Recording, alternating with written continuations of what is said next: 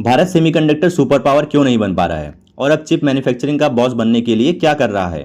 21वीं सदी की सबसे बड़ी जंग सीमा पर नहीं बल्कि सिलिकॉन के एक छोटे से टुकड़े पर लड़ी जा रही है, सेमीकंडक्टर चिप्स। ये सिर्फ इलेक्ट्रॉनिक्स पार्ट्स नहीं है, ये आज दुनिया का असली तेल है। जिस देश के पास चिप मैन्युफैक्चरिंग है भविष्य उसी का है, लेकिन सवाल ये है, जिस भारत के इंजीनियर्स दुनिया की सबसे बड़ी चिप कंपनी चला रहे हैं, वो भारत आज तक सेमीकंडक्टर सुपर पावर क्यों नहीं बन पाया। बहुत कम लोग जानते हैं भारत के पास मौका था लेकिन सिस्टम तैयार नहीं था।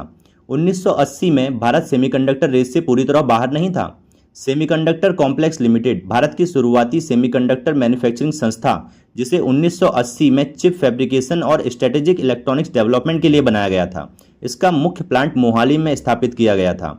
1989 की आग के बाद यह परियोजना बड़ी बुरी तरह प्रभावित हुई थी।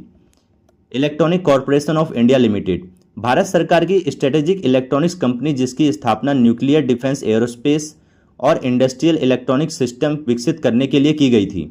ईसीआईएल ने शुरुआती भारत इलेक्ट्रॉनिक्स और सेमीकंडक्टर इकोसिस्टम की फाउंडेशन तैयार करने में महत्वपूर्ण भूमिका निभाई थी।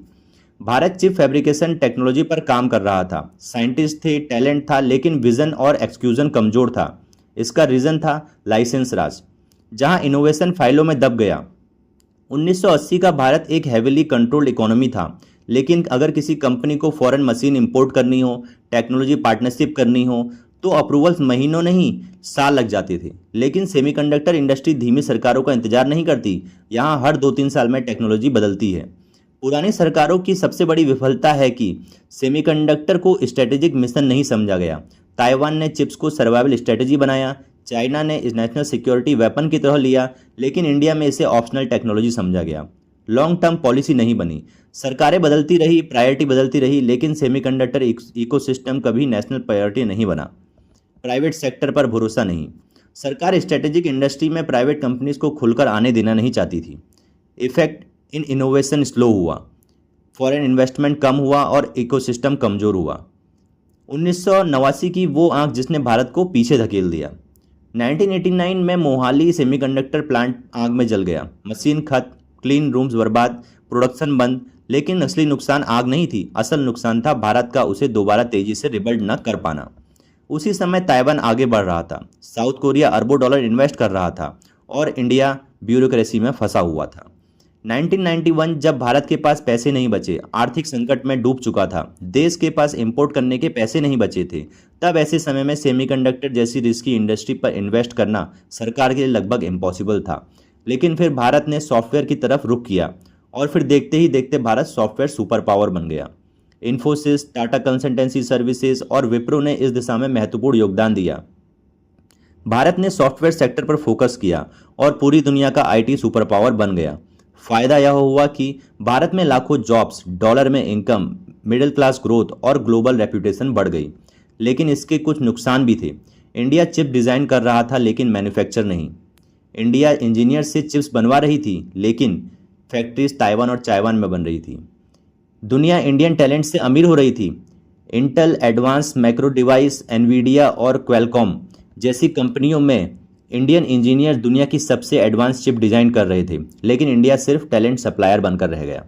लेकिन देखते ही देखते अमेरिका और चाइना के बीच टेक्नोलॉजी वार शुरू हो चुकी थी। अब सेमीकंडक्टर सिर्फ बिजनेस नहीं, नेशनल सिक्योरिटी बन चुका था और तभी दुनिया ने इंडिया की तरफ देखना शुरू किया। चलिए अब जानते हैं भारत चिप मैन्युफैक्चरिंग का बॉस बनने के लिए क्या कर रहा है।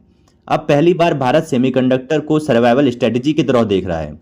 सरकारों ने अरबों डॉलर की सब्सिडी स्कीम शुरू की है, जिसका लक्ष्य है फैब्रिकेशन प्लांट बनाना। यह वो अत्याधुनिक फैक्ट्री होती है जहां सेमीकंडक्टर चिप्स बनाए जाते हैं। सप्लाई चेन बनाना, ग्लोबल कंपनीज लाना, इंडिया को चिप मैन्युफैक्चरिंग हब बनाना। और अब पहली बार ग्लोबल मैन्युफैक्चरिंग सेमीकंडक्टर कंपनीज ने इंडिया को सीरियसली लेना शुरू किया है। गुजरात का ढोलेरा भारत का सिलिकॉन डेजर्ट। एक समय गुजरात का ढोलेरा सिर्फ एक शांत इलाका था, लेकिन आज यही भारत अपना सेमीकंडक्टर भविष्य बनाने की तैयारी कर रहा है। ढोलेरा को भारत की सिलिकॉन डेजर्ट कहा जाता है, क्योंकि यहाँ सिर्फ एक फैक्ट्री नहीं बल्कि पूरा सेमीकंडक्टर इकोसिस्टम तैयार किया जा रहा है। टाटा इलेक्ट्रॉनिक्स का सेमीकंडक्टर फैब्रिकेशन प्लांट भारत की महत्वाकांक्षी टेक्नोलॉजी प्रोजेक्ट में से एक माना जा रहा है। ढोलेरा क्यों चुना गया? क्योंकि सेमीकंडक्टर फैब्स को चाहिए विशाल जमीन, stable power supply, ultra pure water system, high tech infrastructure, fast logistic connectivity. और ढुलेरा को फ्यूचर इंडस्ट्री स्मार्ट सिटी के रूप में डेवलप किया जा रहा है। इसका लक्ष्य क्या है? एडवांस चिप मैन्युफैक्चरिंग शुरू करना, फॉरेन कंपनीज को अट्रैक्ट करना, सेमीकंडक्टर सप्लाई चेन में बनना और लाखों हाईटेक जॉब्स तैयार करना। अगर यह प्रोजेक्ट सफल होता है तो इंडिया सिर्फ चिप कंज्यूमर नहीं रहेगा, बल्कि दुनिया के लिए चिप्स बनाने वाला देशों की सूची में शामिल हो जाएगा। और अब माइक्रोन टेक्नोलॉजी की एंट्री इंडिया में। माइक्रोन टेक्नोलॉजी ने गुजरात में semiconductor assembly and testing unit शुरू किया है, जो भारत के सेमीकंडक्टर मिशन के लिए एक बड़ा माइलस्टोन माना जा रहा है। इसका मतलब क्या है? अब इंडिया सिर्फ चिप्स इस्तेमाल करने वाला देश नहीं, बल्कि ग्लोबल सेमीकंडक्टर सप्लाई चेन का हिस्सा बनता जा रहा है। इस प्लांट में क्या होगा? यहाँ सेमीकंडक्टर चिप्स की पैकेजिंग, असेंबली और टेस्टिंग की जाएगी, यानी बाहर बने वेफर्स को फाइनल यूजेबल चिप्स में बदलने का काम होगा। इसका असर ये होगा कि इंडिया में हाई टेक मैन्युफैक्चरिंग बढ़ेगी, स्किल्स जॉब्स तैयार होगी, ग्लोबल कंपनी का भरोसा बढ़ेगा, सेमीकंडक्टर इकोसिस्टम मजबूत होगा। यह सिर्फ एक फैक्ट्री नहीं, बल्कि भारत के सेमीकंडक्टर भविष्य की शुरुआती नींव मानी जा रही है। इंडिया अब सिर्फ मार्केट में नहीं, बल्कि ग्लोबल सेमीकंडक्टर सप्लाई चेन का हिस्सा बन रहा है। ताइवान से पार्टनरशिप। इंडिया ताइवान से टेक्नोलॉजी और एक्सपर्टीज सीख रहा है। इसका सीधा effect engineers training, ecosystem development, fab operation knowledge. India अब सिर्फ चिप नहीं, बल्कि पूरी इलेक्ट्रॉनिक्स मैन्युफैक्चरिंग चेन बिल्ड कर रहा है। PLI scheme Bharat electronics company को इंसेंटिव दे रही है। रिजल्ट, आज इंडिया दुनिया के सबसे बड़े स्मार्टफोन मैन्युफैक्चरिंग हब में शामिल हो चुका है। चाइना +1 स्ट्रैटेजी का फायदा। दुनिया चाइना पर डिपेंडेंसी कम कर रही है। अमेरिका, जापान और यूरोप इंडिया को अल्टरनेटिव मैन्युफैक्चरिंग हब बनाना चाहते हैं। इसका सीधा इफेक्ट, फॉरेन इन्वेस्टमेंट बढ़ रहा है, ग्लोबल ट्रस्ट बढ़ रहा है, सप्लाई चेन शिफ्ट हो रहा है। लेकिन असली लड़ाई अभी बाकी है। सेमीकंडक्टर प्लान बना देना आसान हिस्सा है, असल चैलेंज इकोसिस्टम है। इंडिया को अभी भी ASML level lithography ecosystem, speciality chemicals, ultra pure water system, stable power, rare earth processing, highly trained fab engineers और सबसे महत्वपूर्ण 20 से 30 साल की पॉलिसी कंटिन्यूटी चाहिए। एक समय था जब सेमीकंडक्टर रिवॉल्यूशन मिस कर गया। स्लो पॉलिसीज, ब्यूरोक्रेसी, विजन की कमी और शॉर्ट टर्म पॉलिसीज भारत को दशकों पीछे ले गई। लेकिन आज पहली बार भारत सिर्फ सॉफ्टवेयर पावर नहीं, टेक्नोलॉजी मैन्युफैक्चरिंग सुपर पावर बनने की तैयारी कर रहा है।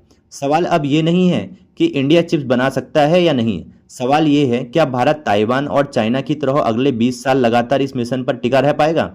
अगर जवाब हाँ हुआ तो आने वाले समय में दुनिया को सबसे पावरफुल चिप्स पर लिखा होगा मेड इन इंडिया।